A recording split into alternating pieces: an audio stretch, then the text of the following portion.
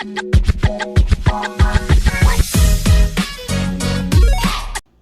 Everyone, welcome back to my YouTube channel. मेरा नाम है अंकिता शर्मा और मैं आ गई हूँ एक और नए वीडियो के साथ।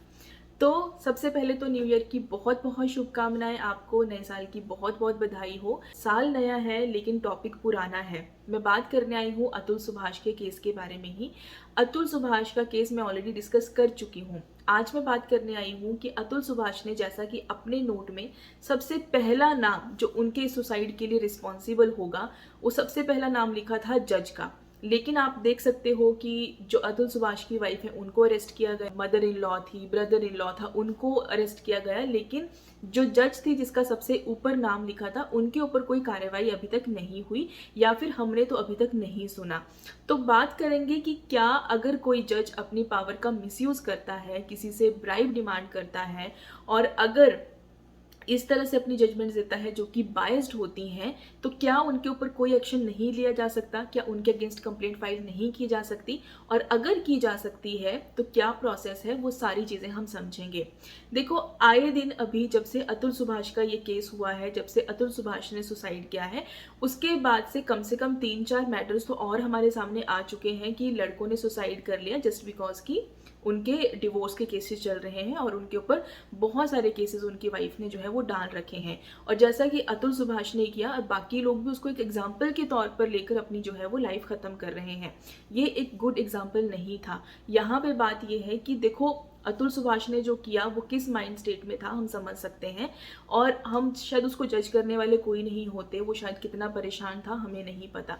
लेकिन उस चीज़ को एक एग्जाम्पल के तौर पे लेना, और बाकी लोग भी अब ये सोच रहे हैं कि शायद सुसाइड करना ही एक लास्ट जो है वो जिसको कहते हैं ना कि ऑप्शन बचा है, वो सही नहीं है। उसके लिए लड़ना पड़ेगा और जो आपके पास ऑप्शंस अवेलेबल होते हैं ऐसे जजेस के लिए, उसके बारे में थोड़ा सा आपको जानकारी होनी बहुत ज़रूरी है और इसीलिए बहुत इंपॉर्टेंट था इस टॉपिक पे बात करना। तो यहाँ पे क्वेश्चन आता है कि अतुल सुभाष के मैटर में जब अतुल सुभाष ने सबसे ऊपर नाम जज का लिखा था तो उनके ऊपर कोई कार्रवाई क्यों नहीं हुई? कहीं ऐसा तो नहीं कि किसी जज के अगेंस्ट कंप्लेंट फाइल हो ही नहीं सकती है या एफआईआर रजिस्टर हो ही नहीं सकती है? ऐसा नहीं है। यहाँ पे एक चीज समझने वाली ये है कि जो जजेस हैं, जुडिशियल ऑफिसर्स हैं, मैजिस्ट्रेट्स हैं, हाई कोर्ट के जजेस हैं, सुप्रीम कोर्ट के जजेस हैं, अब इन सबको ना एक प्रोटेक्शन मिलती है लॉ की तरफ से कि जब वो अपनी ड्यूटीज परफॉर्म करते हैं इन अ गुड फेथ, तो उनको एक प्रोटेक्शन दी गई है लॉ की तरफ से। जो प्रोटेक्शंस है वो एक्ट्स भी हैं, कुछ हमारे सेक्शंस भी हैं आईपीसी में, सीआरपीसी में जो प्रोटेक्शन प्रोवाइड करते हैं। वो पहला है the judicial officer protection act 1850, और इस एक्ट के बाद कुछ एडिशनल प्रोटेक्शन जो है वो जजेस को देने के लिए एक नया एक्ट आता है जिसका उसका नाम है द जजेस प्रोटेक्शन एक्ट 1985। इस एक्ट का सेक्शन 3 कहता है कि किसी भी जज के ऊपर जो है वो कोई कोर्ट जो है वो प्रोसीडिंग्स नहीं कर सकता, सिविल क्रिमिनल उनको कंटिन्यू नहीं कर सकता। मतलब कि जब कोई जज अपने फंक्शंस परफॉर्म करता है, गुड फेथ में अपना काम करता है, तो जो भी उसने काम किया है, चाहे वो जुरिस्डिक्शन में रहते हुए किया है, चाहे जुरिस्डिक्शन के बाहर किया है, लेकिन स्टिल उसके ऊपर जो है वो सिविल क्रिमिनल प्रोसीडिंग्स नहीं चल सकती। लेकिन साथ में इसी सेक्शन के सब सेक्शन 2 में ये भी क्लियर कर दिया गया था कि जो भी प्रोटेक्शन दी गई है, इसमें central government, state government, high court, supreme courts को नहीं रोका जा सकता एक्शन लेने से जहां पे जरूरत पड़ती है किसी जजेस के ऊपर। जब वो करप्शन करते हैं या अपनी पावर का मिसयूज करते हैं तो उनके ऊपर एक्शन लिया जा सकता है और उनके ऊपर सिविल, क्रिमिनल और इसके साथ जो डिपार्टमेंटल प्रोसीडिंग्स होती हैं वो भी चलाई जा सकती हैं। तो ये इसी सेक्शन में जो है वो क्लियर हो गया था।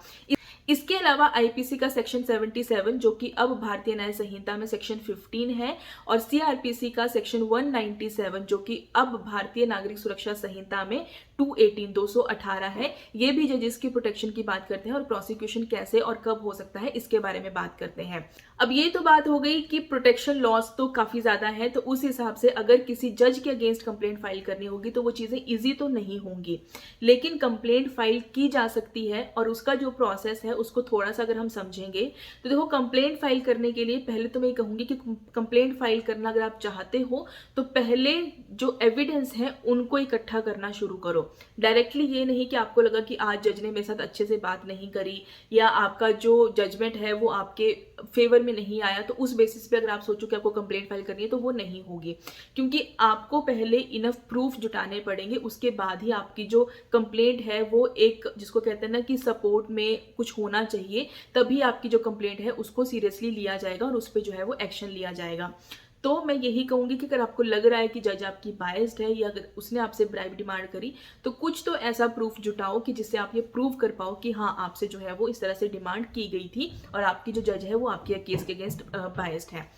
तो कंप्लेंट कैसे रजिस्टर की जाती है और किसके पास सबमिट की जाती है, इसके बारे में अगर हम बात करें तो कंप्लेंट रजिस्टर करने के लिए सबसे पहले तो मैं यही कहूंगी कि पहले तो इनफ आप एविडेंस जुटा लो। जब एविडेंस आपके पास होते हैं तो अपनी कंप्लेंट ड्राफ्ट करो, जिसमें आपको सब कुछ मेंशन करना है, मैटर क्या है, कौन सी कोर्ट है, कौन सा जज है, आपका खुद का मैटर क्या है, वो सारी चीजें जब आप मेंशन करोगे तो एफिडेविट के साथ आप सपोर्टिव डॉक्यूमेंट्स भी लगाओगे और फिर अपनी जो कंप्लेंट है उसको सबमिट करोगे।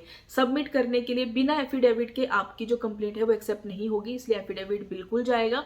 और ये जो आप सबमिट करोगे अपनी कंप्लेंट वो जाएगी registrar general of the high court, जिस भी स्टेट के आप हो, या फिर chief justice of the high court. ये जो मैं कंप्लेंट फाइलिंग की बात कर रही हूँ, ये भी बात कर रही हूँ सबऑर्डिनेट जजेस के बारे में, जुडिशियल ऑफिसर्स जो आपके लोकल एरिया जहां पे आपके मैटर्स चल रहे होते हैं, इनके बारे में बात कर रही हूँ। हाई कोर्ट और सुप्रीम कोर्ट के जजेस के बारे में अभी मैं बात नहीं कर रही। तो आपकी जो कंप्लेंट है वो registrar general of the high court को आप एड्रेस करोगे, किसी पर्टिकुलर जज का नाम आप नहीं लिखते, सीधा आप registrar general of the high court लिखते हो या फिर chief justice of the high court आप करके वो एड्रेस करते हो अपनी कंप्लेंट। जब आप अपनी कंप्लेंट सबमिट कर देते हो तो उसके बाद जो हाई कोर्ट है वो खुद से उसके ऊपर एक्शन लेता है। सबसे पहले तो उस पूरी फाइल को देखा जाता है कि उसके ऊपर एक्शन लेने की जरूरत है या नहीं है। अगर जरूरत होती है तो उसके बाद एडमिनिस्ट्रेटिव जज अपॉइंट किया जाता है, उसके बाद पूरी इंक्वायरी बिठाई जाती है जज के ऊपर, पूरी इन्वेस्टिगेशन होती है और उसके बाद उस जज के ऊपर जो है वो एक्शन लिया जाता है।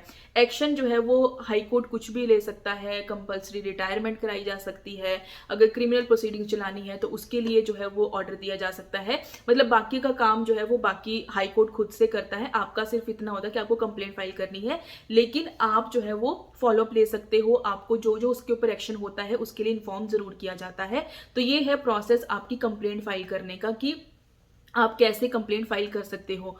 और यही तरीका होता है कि अगर आपका जज बायस्ड है या आपसे ब्राइबरी डिमांड करता है, करप्शन में है इन्वॉल्व, आपके पास अगर इनफ प्रूफ है तो आपकी कंप्लेंट इजीली जाएगी, उसके ऊपर एक्शन भी लिया जाएगा। लेकिन सिर्फ ये बोल देने से आपके या ऐसा लिख देने से आपके कि आपसे ब्राइबरी डिमांड की जा रही थी, आपने नहीं दी तो जजमेंट आपके अगेंस्ट आएगी, इस बेसिस पे आपकी जो कंप्लेंट है उसको नहीं एंटरटेन किया जाएगा। तो सबसे पहले तो एविडेंस होने बहुत जरूरी है। तो ये प्रोसेस है कंप्लेंट फाइल करने का किसी जज के अगेंस्ट, जब आपको लगता है कि आपका जो जज है वो बायस्ड है या फिर आपको वो परेशान कर रहा है, अपनी पावर का मिसयूज कर रहा है। इस तरह से आप जो है अपनी कंप्लेंट फाइल कर सकते हो।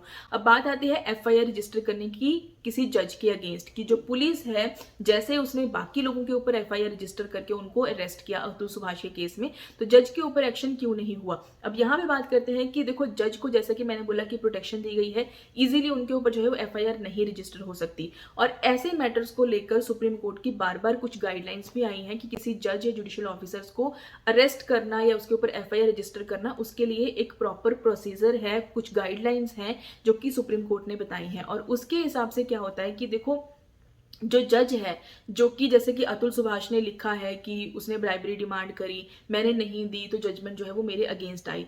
अब ये अतुल सुभाष ने बोला, अगर उसके लिए कोई प्रूफ है तो वो फाइल बनकर पहले तो जाएगी chief justice of the high court के पास।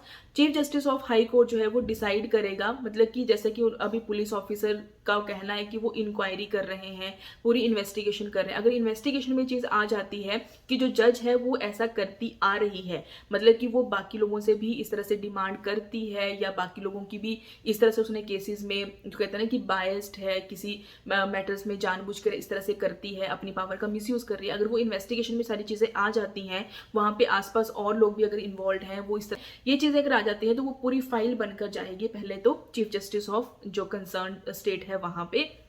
और जब वो वहां से परमिट करेंगे, जब उनका सैंक्शन लगेगा, उसके बाद ही एफआईआर जो है वो रजिस्टर की जाएगी और जो जज है उसके ऊपर एक्शन लिया जाएगा। एफआईआर नहीं रजिस्टर की जाती तब तक जब तक कि सैंक्शन नहीं मिलता। प्रायर सैंक्शन बहुत जरूरी है। और अगर किसी केस में बहुत इंपॉर्टेंट हो कि किसी जज के ऊपर एफआईआर रजिस्टर करनी है या उसको इमीडिएटली अरेस्ट करना है, पहली बात तो अरेस्ट नहीं किया जाता इमीडिएटली, लेकिन अगर करना भी है तो उसके लिए प्रायर इंटीमेशन पहले देना पड़ता है जो डिस्ट्रिक्ट जज है उसको और जो chief justice of the high court है उसको भी। जब उनसे परमिशन मिल जाती है उसके बाद ही किसी जज के अगेंस्ट एफआईआर रजिस्टर की जाती है और उसको अगर अरेस्ट करना पड़ता जाता है तो अरेस्ट किया जाता है। तो किसी भी जज पे एफआईआर रजिस्टर करने से पहले, उसको अरेस्ट करने से पहले ये कुछ गाइडलाइंस भी हैं और ये जो लॉ जो प्रोटेक्शन देते हैं ये भी इसी बारे में बात करते हैं कि पहले सैंक्शन लगेगा, पहले प्रायर इंटीमेशन देनी पड़ेगी, वहां से परमिशन मिलती है तभी कोई एफआईआर जो है वो रजिस्टर की जाएगी किसी जज के अगेंस्ट जो किसी भी ऐसी इलीगल एक्टिविटी में इन्वॉल्व है। और जो डिपार्टमेंटल प्रोसीडिंग्स है वो हाई कोर्ट अपने आप से जो है वो इनिशिएट करता है।